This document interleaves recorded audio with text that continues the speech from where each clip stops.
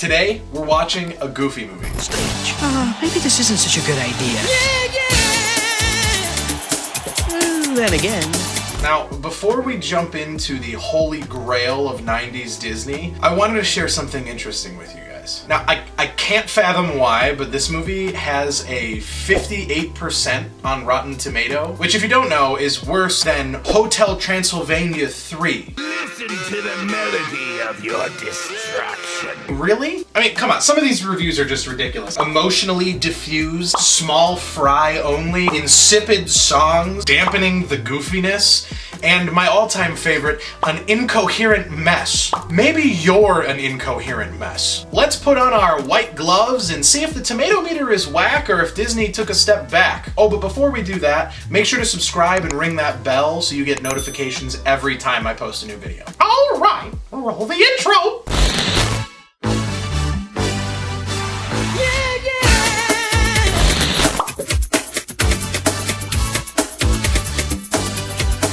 We open up with our main character, Max, waking up in a cornfield, Michael DeSantis style. Max makes his way through the corn maze and sees Roxanne. Roxanne?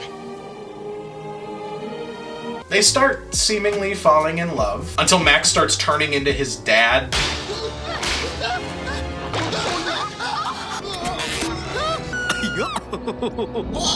It's kind of reminiscent of that famous scene in American Werewolf. Yeah, this scene freaked me out as a kid. And as an adult. So anyway, we find out Max is dreaming, thank God, and is late for school. You should have been here an hour ago. What? What do you... Hold on. Oh, no. Goofy bursts into his room, embarrassing the absolute living shit out of him. Morning, son! And destroys his prized cardboard cutout of the one and only Powerline. It's only Powerline, Dad, the biggest rock star on the planet? Rookie mistake, Goof. So after battling with your average amount of teen angst in the first 5 minutes of the movie, Max starts to go to school. Then begins one of the best soundtracks in Disney history. The first song in this movie is untouchable. They've been laughing since I can remember, but they're not gonna laugh anymore. Insipid songs my ass. After today, she'll be mine. I mean, look at the emotion! I'm gonna sit on my butt. Distracted by the mass amounts of choreography that I'm sure they had to teach these characters, Max wipes out. But don't fear, he's helped up by, surprise, surprise, his homegirl Roxanne. Are you all right? Yeah, I'm okay. I just, there I was, Max straight up Forrest Gumps her. He just runs away. That's it. Oh well. You know my motto. Tried to flirt, didn't work, get the fuck out of there. So he meets his buddies PJ and Bobby up at school and they're talking about some seemingly disastrous plan. By the way, I love Bobby. He's obsessed with Cheese Whiz. He's completely unapologetic and self-aware and I'm here for it, 100%. Cheddar Whizzes! Plus, there's absolutely no way in hell this kid's not high the entire movie. Let's do it, ladies. Fast forward a little, and we find out that Max, Bobby, and PJ have rigged the entire auditorium with lights, wires, cameras, all to impress Roxanne. Max, my guy. You're doing too much. Don't give me that attitude, you guys. I'm doing it all for you. I mean, it almost worked.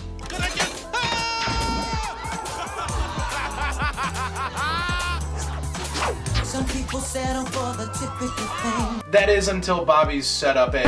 Okay, so I thought that the setup failed here, but they got busted. Continue. We're busted.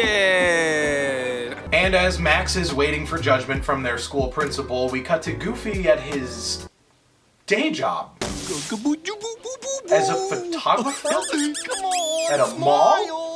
Smiley Wiley. It just seems perfect. Come on, Kimmy, give me a big. Pete, on the other hand, Top goofing around. can fuck off. Don't take it from me, take it from this kid. Oh, hello, precious. Oh!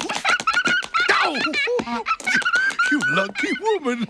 They hate him. Nothing like the great outdoors to strengthen the bond. What the fuck? Cut to Max waiting for a detention or suspension. I mean, if I did that at my high school, I would have been fucking thrown out. Now I can't go to my senior prom and I can't like participate in my school activities. Oh, and did I mention that Bobby's still eating Cheese Whiz? Max, look. It's the Leaning Tower of Cheesa. Huh. This is the kid who has a plan when the cops bring the dogs in to sniff out all the lockers. Guard this with your life, dude. I'm just saying. But no trip down to the principal's office is complete without a love interest. And it looks like Roxanne has a few, feelings she wants to express. Talk to him. Yes. Yes. Roxanne, I was, Do it. sorta kinda thinking that maybe I'd, Ask her. Ask her. ask you to go with me, that is, to the party. I'd love to. Yes. Moving along, we get Claw from Inspector Gadget, the principal, saying that Max ruined the entire school. What kind of trouble? Dressed like a gang member. Gang member? Your son caused the entire student body to break into a riotous frenzy. Okay, Boomer. Max gets a slap on the wrist, and then the entire school showers him in praise. Cool concert, lad. What? You will, bud. Hey, Max. Wicked dance. Stereotypical 90s montage. Commence.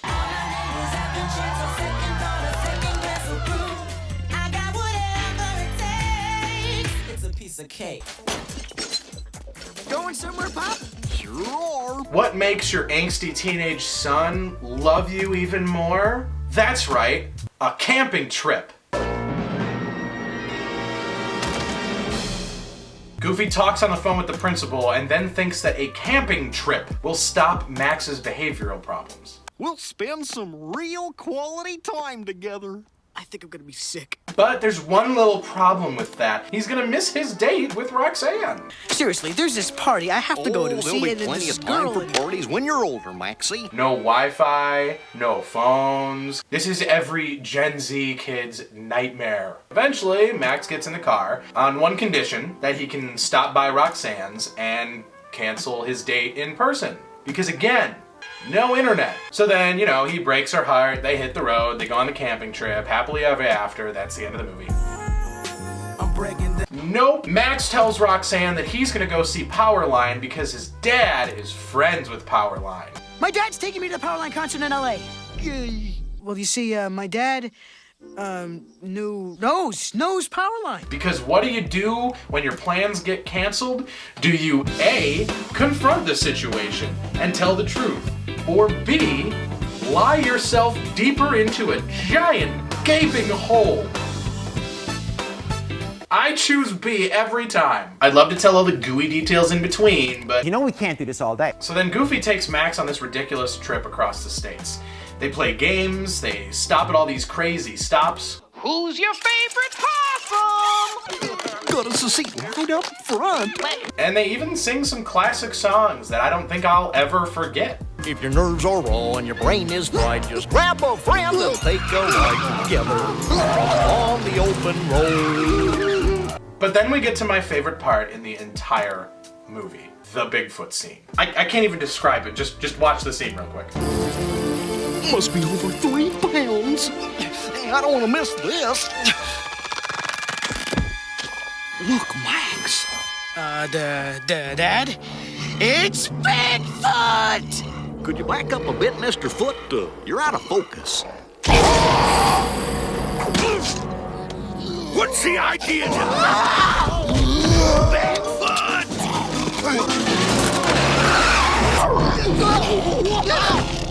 Hurry up! Hurry up!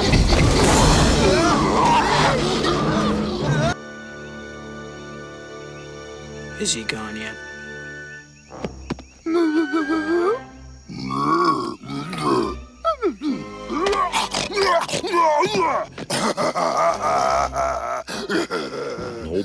All the way from my childhood through my adulthood, this is literally the funniest scene in the entire movie. Now at this point you might be saying, oh Jake, what about the concert, the Powerline concert? What happened? Shut up, okay? I'm getting there. Among Max's frustration, he starts to think about switching the map so that his dad drives to the Powerline concert and not to the campsite.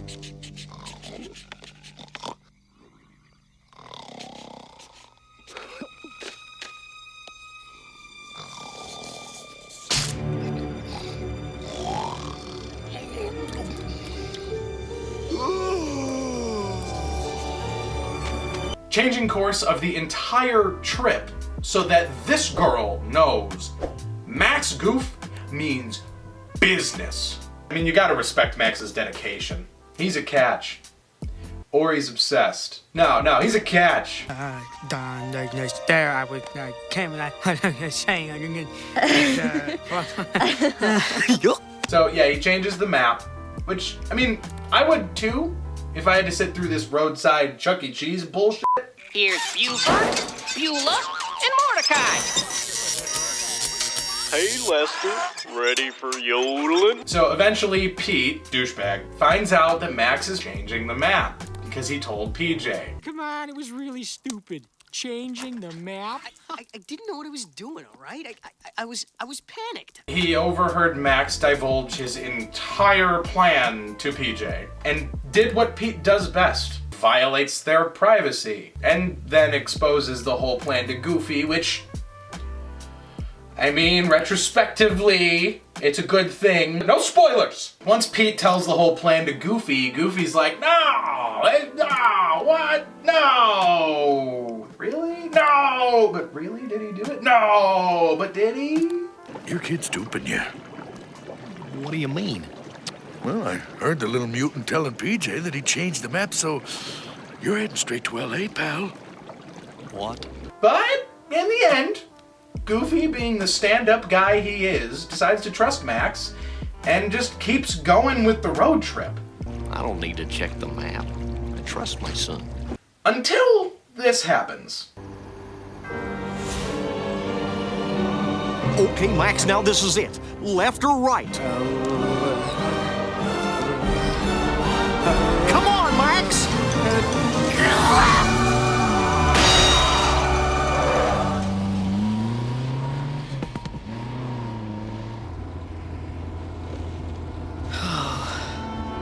Goofy's pissed. And look, I know that, like, Max is technically the protagonist, so Goofy's technically the bad guy in this scene, but fuck, man, fuck. You do that to your dad? To my homeboy Goofy? How do you sleep at night, Maximilian? So blah blah blah, Goofy's pissed, Max is angsty, and then eventually the duo finds themselves floating down the river sitting on the top of a car. You know, it's just Friday with the boys. Now look where you got us, Dad! Where I got us! You should have let me stay at home! But it did do something good, because Goofy and Max were forced to kind of duke it out, and then Max finds out that he's just kind of being a dick. I was only trying to take my boy fishing, okay? I'm not your little boy anymore, Dad! I've grown up! I've got my own life now! I know that! I just wanted to be part of it. And then they float into the distance and sing yet another banger. Nobody else but you. It's just our luck. We're stuck together. So they fall down the waterfall, but Max uses his dad's perfect cast that he taught him earlier to save his ass. 10 o'clock. Towards the tea. First, I'm a little teapot. Let it fly.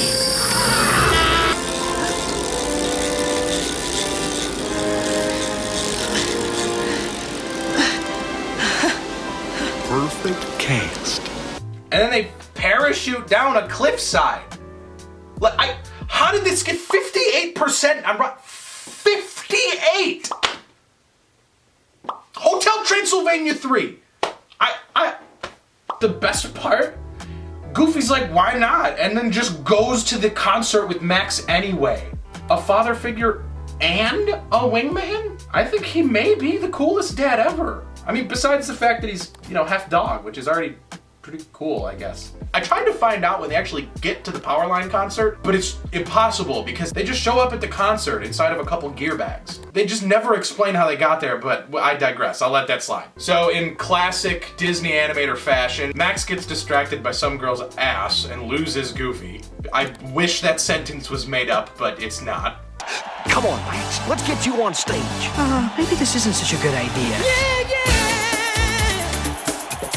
Then again. But then Goofy's like forced into the show. We both belong.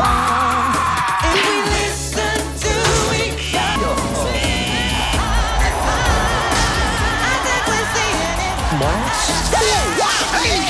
So, I mean, I guess it kind of works.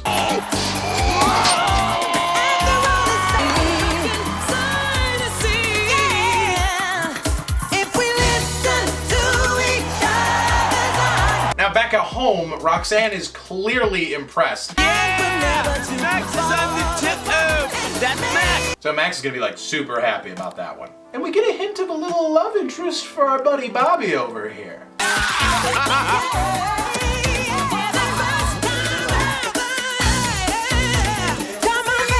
To be honest, I'd love to see a whole movie with Bobby. Is that just me? It is? Okay. So they totally kill it on stage with Powerline. And this performance is legendary.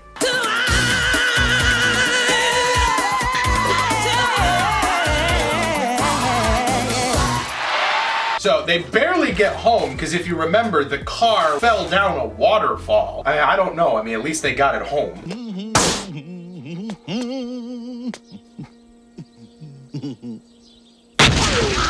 Max and Roxanne fall in love, and Goofy and Max's father-son relationship seems to be on the up and up.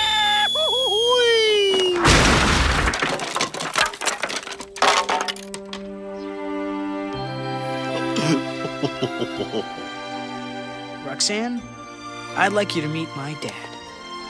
Enchanté, mademoiselle. For now, there's a sequel. So, it gets worse. If you want to see me cover the second movie, comment down below. I think it goes without saying that a Goofy movie should have a 100% rating on Rotten Tomatoes. And anything shy of that is nonsense, and I won't accept it. Remember, if you liked this video, subscribe and ring that bell so you get notified every time I post a video. Thank you so much for supporting these Goofy videos, and I will see you next week. Peace out. I'm so lit, I'm so lit, I'm so lit. Rolling up the green like I came up on the lit. First you fill the grinder up with the loudest piff. Tease the grinder up like you're blending the shit. Just twist your wrist, just twist your wrist.